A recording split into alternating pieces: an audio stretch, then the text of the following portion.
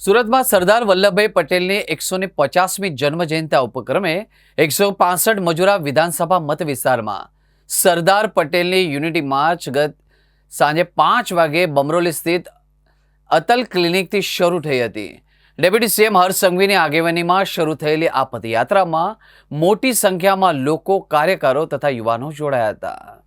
દેશની એકતા અખંડતાના પ્રતીક લોહ પુરુષ સરદાર વલ્લભભાઈ પટેલની 150મી જન્મજયંતિના ઉજવણીના ભાગરૂપે નાયબ મુખ્યમંત્રી હર્ષ સંઘવીની ઉપસ્થિતિમાં મજૂરા વિધાનસભા વિસ્તારની સરદારની 150 યુનિટી માર્ચ પદયાત્રા યોજાઈ હતી।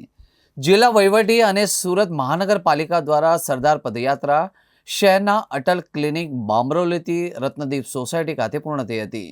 8 કિલોમીટર લાંબી આ પદયાત્રામાં 20,000થી વધુ રાષ્ટ્રપ્રેમી નાગરિકો જોડાયા હતા। વંદે માતરમ અને ભારત માતા કી જયના નારા સાથે સમગ્ર માહોલ દેશભક્તિ બન્યો હતો।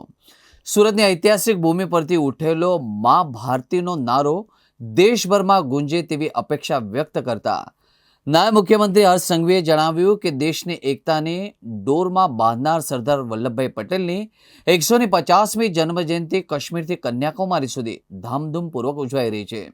સરદાર પટેલના વિચારો અને દૃઢ સંકલ્પથી જ ભારત આજે એકત્વ અને વિકાસના માર્ગે આગળ વધી રહ્યું છે।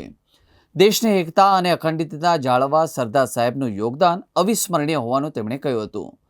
મજૂરા વિસ્તારમાં યોજાયેલી યુનિટી માર્ચ પદયાત્રા અંગે તેમણે કહ્યું કે મજૂરા વિસ્તાર મિની ભારત સમાન છે, જ્યાં વિવિધ સંસ્કૃતિ અને સમુદાયના લોકો એકતાની ભાવના અને વિવિધતા એકતા સાથેની ભારતીય ઓળખ સાથે રહે છે।